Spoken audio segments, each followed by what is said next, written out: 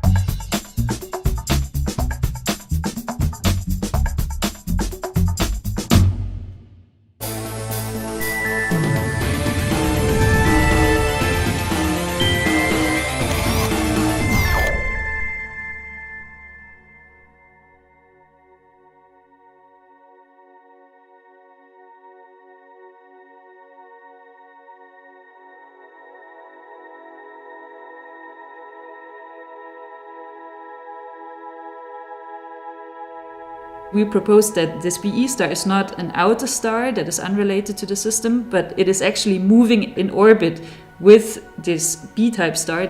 But the star that was thought to be a normal B-type star is actually a stripped star, so of much lower mass.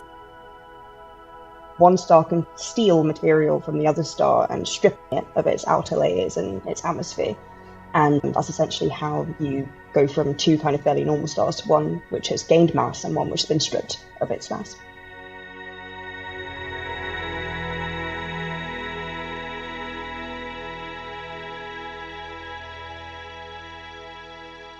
Then I realized that this was indeed a viable hypothesis, and it was fairly, at least as likely as ours. I was starting to sweat a little.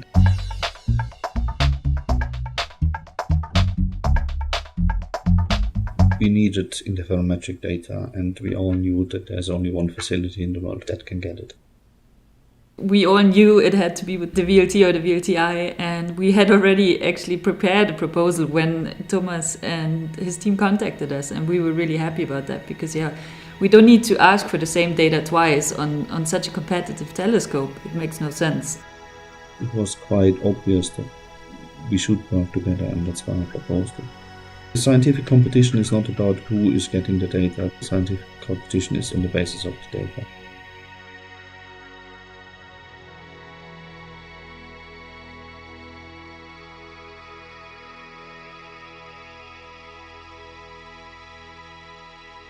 We wanted to see if there's two sources that are far apart from each other. For our purpose, MUSE was the perfect tool to use because it would tell us not only if there are two sources, but we could get the spectra as well.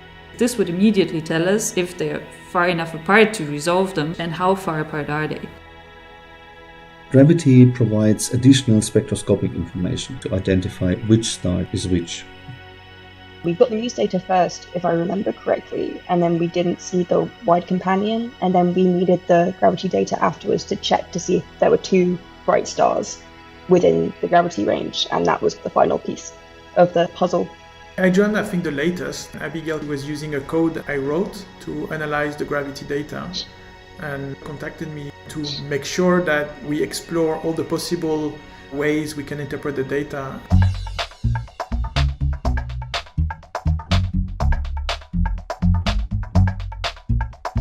I think it's nice to see, actually, in this particular case, sometimes it doesn't go this way, and even though this is the right thing to do and you can advance science, people are emotionally invested and they will maybe be a little bit blinded by this emotional investment.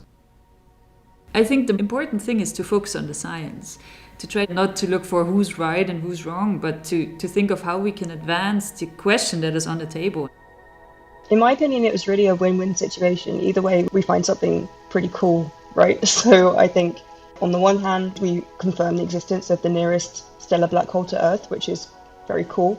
Or on the other hand, we find this really exciting and difficult to capture evolutionary stage of a massive binary stellar system.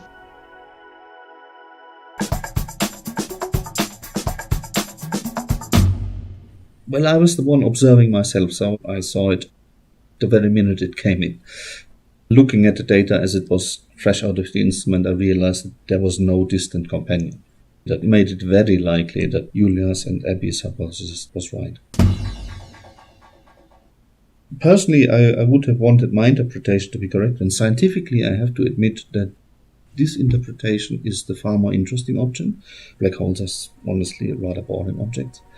In particular, if they're quiet, in quiescence, they don't do anything. I think I would have been very fine with the original interpretation of that system, because in our community, people are looking for these quiescent black holes, which are very difficult to detect, and they don't find them anywhere. The whole story of this project is that they were competing explanations, but they made some prediction. If the hypothesis of the black hole is this way, then this is what we should see if we observe with this particular instrument. And if there is no black hole, we will see something different. The observations were really designed in mind saying we can test which hypothesis is the most likely. And in the end, we have a very definite answer.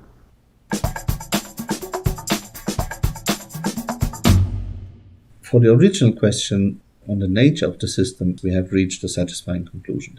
But now there's a lot more to learn, like the precise masses that are involved, what was the original star, what is the future of the stars, and how is this coming about. The stripped star scenario is very exciting. Previously, we've often studied binary systems before they have interacted. But in that system, we can learn something possibly about the physics that occurred during the interaction and also about the outcome, which will then also help us to model the future evolution of the system. This collaboration between our two teams has continued, and the proposal has been accepted to continue monitoring the system with gravity.